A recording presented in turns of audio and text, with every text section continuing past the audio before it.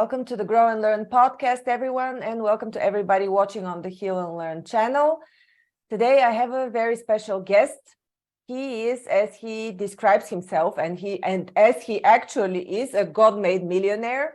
He's invested in multiple businesses, from transportation to logistics. His story is very interesting, actually. He comes from Ecuador, and he immigrated to the US when he was 12. So it's a bit of a story from rags to riches. I'm actually very curious to figure out how he made the American dream as it used to be. So I'm welcoming Edwin Carrion. Hello, Edwin. Serena, good morning. Thank you for having me in your show. And to everyone listening, good morning, good afternoon, good evening, whatever time zone or whatever part of the world you're listening to us today. Very glad to have you, Edwin. Tell us a bit about your background. It's a very interesting background. I mean, and it's inspirational because from where you come from and, assuming that you had a humble background, and then you are a multimillionaire. At this day, you're teaching people and entrepreneurs how to grow even without a significant startup capital. So yes. What is your story? Oh, my story starts in 1978, so not too long ago, back in Quito, Ecuador. I was born and raised in Quito, Ecuador. I have a brother. I'm the oldest one of three sons right now, three brothers. And but growing up, I was raised by a single mother. My mom raised us, very humble beginnings. From a third world country, we had to, survive. She had to take care of her family. She had to take care of everybody else. And she was very fortunate enough to be able to come to the U.S. And while she was in the U.S., we stayed in Ecuador back for a few years until she was able to bring us to the U.S. And growing up without a father, growing up with a single mom, and seeing how much she worked, what a hard worker she was, I got a lot of the entrepreneurial spirit from her. But the one thing that I learned from her, which is very important, is that I never wanted to work as much as she did. I wanted to make a lot of money, but I never wanted to work as much as she did because I realized that as growing up, she wasn't able to spend a lot of quality time with us. And that's one of the things that I do today and that I teach people today is that you can have everything you want in life, but also you can have the balance in life where you're not only focusing to working all the time, but when you start having the balance in life, then everything starts to flow a lot better. This all sounds great, Edwin, and I have maybe an unconventional question for you right now.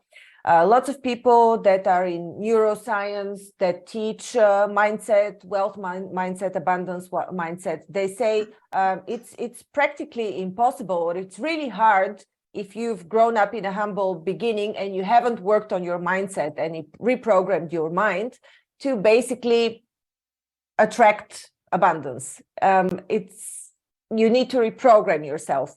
How did you work around this thing? Did you work on your mindset, or was it all luck? How would you describe your change of faith?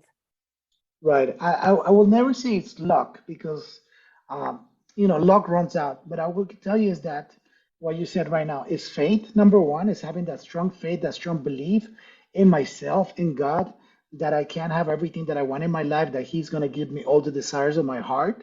But the second part is that what you said, I had to reprogram my mind. I had to teach myself to become successful. I have to change my habits and my beliefs and those limiting beliefs that we all have. And it's a constant learning until today, until now. Just this morning, I was listening to self-development audio to my pastor preaching the message, and that is part of self-development. That is how we grow. And we need to understand that there is abundance in life and we can have it all. We just need to reprogram our brain, just like you said. Mm-hmm. Would you say that the biggest role that this reprogramming has played in your life is your belief in God, or are you a Christian? Yes. And yes, that is one of my biggest beliefs. And that's why I call myself a God-made millionaire, because when I was younger and I didn't know better and I didn't have the relationship that I have with my God now, what happened was that when I left the Marine Corps and I made my first millions, I was proclaiming that I was a self-made millionaire. And the moment that I lost everything and I went bankrupt, I realized that I was being cocky, that I was being selfish, that I wasn't giving the credit not only to God, but to everybody else that helped me along the way to become very successful. And when I realized that no one on this earth can become successful on their own. We all need somebody to help us become successful. And the biggest thing that I learned is that the more successful that I make the people under me, the more successful that I'm going to become. The more value that I give out to the world, the more valuable I'm going to become. So when I changed the mindset, I decided to start giving grace not only to God but to everyone, all my team, everybody that helps me to be where I am today. And that was like a complete life change because nobody's self-made. And when I hear people saying self-made, I look at it and I ask, I'm like, how many people work for you? Like, how did you make yourself to become self-made? Good There was point. no, right? Hmm. So, but now that you mentioned this, you also have a Facebook group where you help people start up and succeed. What is the Facebook group called? Yes, the Facebook group that I have is called a Startup to Millions. And that Facebook group is a really nice group because we have a lot of like-minded individuals. We have a lot of successful business owners. We have people that are just wanted to start in business. I want to learn about business that they just join and they get so much knowledge for free. And I think it's not only about, how many groups do I join or what groups do I join, is that one of the things that I learned when I really started investing in myself, investing in the right mentors for me, was that does that person that I'm going to follow, that is going to lead me along the way, does he share my values, my faith, and my beliefs? And if I'm the type of person that shares your values, your faith, your beliefs, and you want to be where I am today, then you need to follow me. But if you don't, then you have to find the right mentor that is going to be the right mentor for you, that is going to take you on the path where you want to get to. I can see that the values that are strongly embedded in your communication and in your program for coaching and for people to succeed. So the values are honor, courage, and commitment. And you state that these are the same values that you've gained during your service in the United States Marines. Can you share more about this? Yes, yes. So when I was growing up, as I was being raised, and my mother taught me some very good values. And those values were don't lie, don't cheat, don't steal, be good to people, be humble. And as growing up, we didn't have a definition to those values, right? And when I left the Marine Corps, while I was in the Marine Corps values are honor, courage, commitment. So then I started putting those two and two together, and I realized that everything that my mother taught me was embedded into those military values, those Marine Corps values, which was honor, courage, commitment. And I decided to continue with those values throughout my life. And I just added the first one on top of that, which is faith. So my core values in anything that I do is faith, honor, courage, and commitment. And without faith, there's not much that you could do, especially if you don't believe in yourself. You're limited to what you could do and you could accomplish. Without honor, people are not going to trust you and they're not going to believe in you. Without courage, you're not going to have the courage to take that leap of faith and do things that you want to do in your life. And without commitment, you're always going to quit along the way. So to me, I think, when I started a business and in one of my companies, I had like a list of maybe like 10, 12 values. And then I realized those are too many. Nobody can remember those. And we need to narrow down the values into what really is important in life. And I think once I narrowed those values down into just those 4 simple values, things have changed. And my team understands those values, and the people that work with me and that work for me follow the same values. And the people that I work with only as well, I only work with people that share those values and those beliefs because, like we mentioned a minute ago, there is abundance in this world, right? So if I don't pick and choose who I want to work with, then I'm not following my values and my beliefs. So now I really stick to my values and my beliefs, and I only work with people that share those. It's interesting how you made this transition. Like it was a huge jump, it seems, from being a Marine to being a millionaire, albeit being, although you failed afterwards. How did you make your first million, or how did you change significantly your mindset? Okay, how did I make my first million? My first million was made right after the Marine Corps. 2 years after the Marines, I got into real estate development. And I'm sure you heard the saying is like, you are the right person at the right time. But you have to be the right person at the right place at the right time. And just when I left the Marine Corps in 2002, the real estate market started going up, and I became a real estate developer. Off the bat, no experience, no nothing. Leaving the Marine Corps, I had that courage, I had the honor, I had that commitment to do what I wanted to do, to accomplish my dreams, and I had the faith that I was going to do it. So I started working very hard, not having a life, not having the balance in life, just focus into the money. And because I was focused into the money, I was able to achieve the millionaire status in a very short time. But again, because I was focused on the wrong thing, I lost everything and I went bankrupt. But yeah, that's how I started into my millionaire journey, which I became a millionaire at the young age of 24 years old. Mm-hmm. And so after you understood what your focus is, what your mindset should be, aligned with, giving credit to everybody who supported you along the way, and acknowledging that it's by the will of God, how did you continue your business afterwards? After your bankruptcy, what happened? Right. So right after I went bankrupt, I had a moment of self-doubt. I had that moment of, I'm a loser, I'm a failure. How am I going to do this again? How am I going to become successful again? And I think we all go through those times where, am I going to make it again? Am I going to continue? How am I going to grow, right? And when I started investing, I went to a seminar it was a seminar about mindset and about money. And I switched my mindset. I'm like, wow, I'm not a failure. I made a lot of money. I was successful. I was very young. I was focused into the wrong thing. So the biggest thing that I realized there, that because I was focused in the wrong thing, I lost it all. Because I realized that I didn't take care of myself. I didn't take care of my friends. I didn't give credit to the people that helped me out. I wasn't living the life that I wanted, because to me it was all about work, money, money, money. But then I'm like, you know what? I don't want to live that lifestyle anymore. I want to make sure that I enjoy my life to the fullest. I want to have a life that I look back, I'm like, wow, what an amazing life. What a great life that I have. And sure enough, that's when I decided to start doing that. And when I decided to start doing that, the living life to the fullest, when I decided to live my best life, opportunities started coming my way. And sure enough, within a couple of months, the opportunity of getting into the gold buying industry came up. Again, right person at the right place at the right time. I took that company. We raised $300,000 in very little time because I was in bankruptcy. And we took that company to over $15 million in revenues in just 2 years. We had 14 stores throughout the United States. And I was able to sell that company in 2014 and then retire again at the young age of 33 years old for the first time in my life. That's impressive. You had already the experience before you succeeded for the second time, right? You were successful already once, so you could copy potentially this experience in the second coming back. But what would you say to people as advice that are just starting out, that have never had the experience of having success in any business, or that have terribly failed? What is the first thing they need to do to turn around their faith?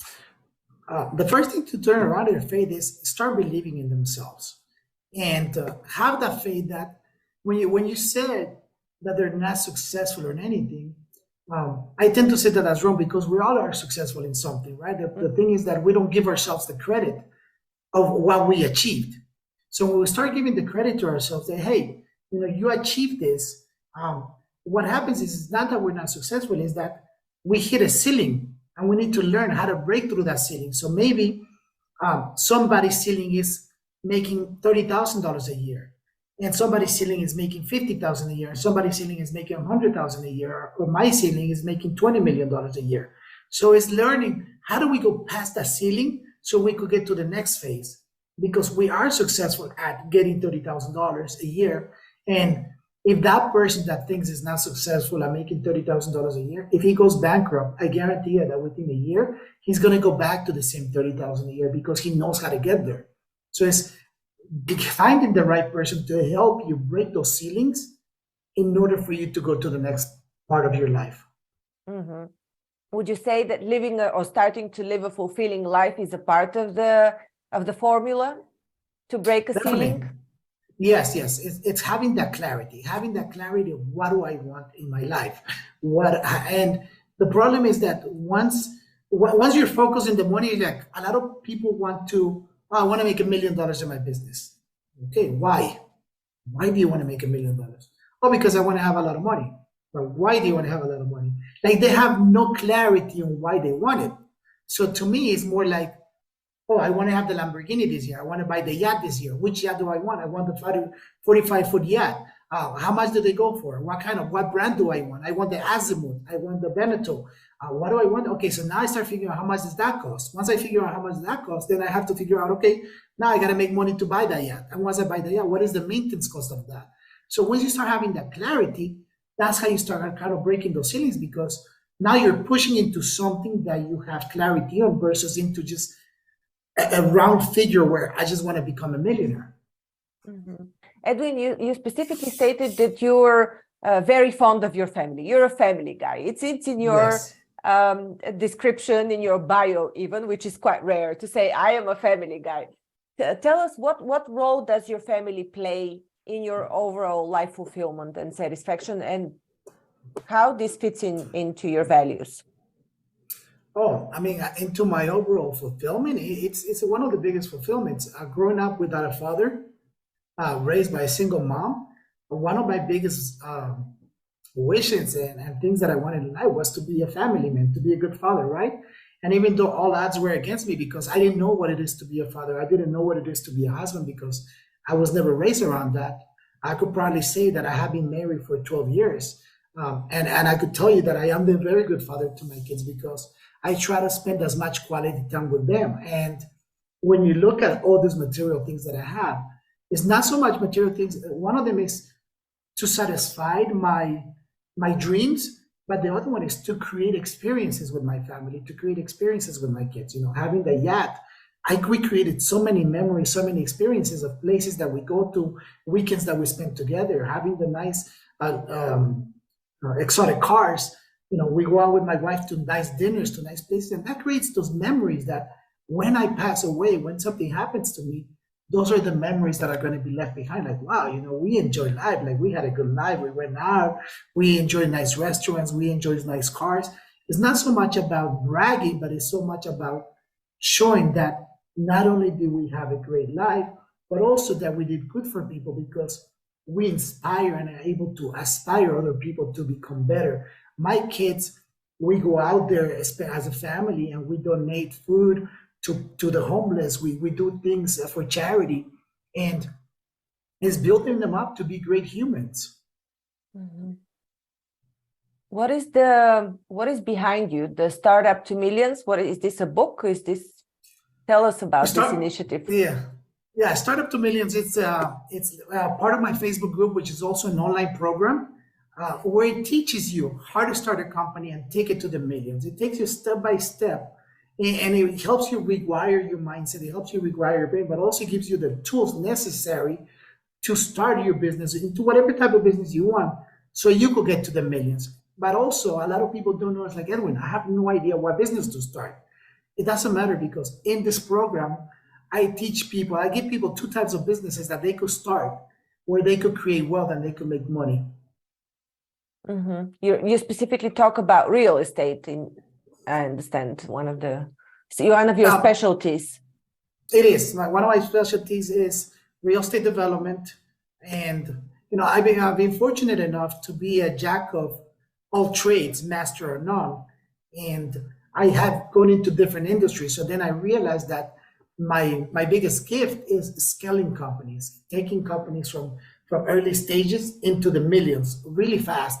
So one of the things that I do, one of my programs that I have, my coaching programs that I have, is called Scale Up to Millions, where I also take companies, small companies, and take them to the millions.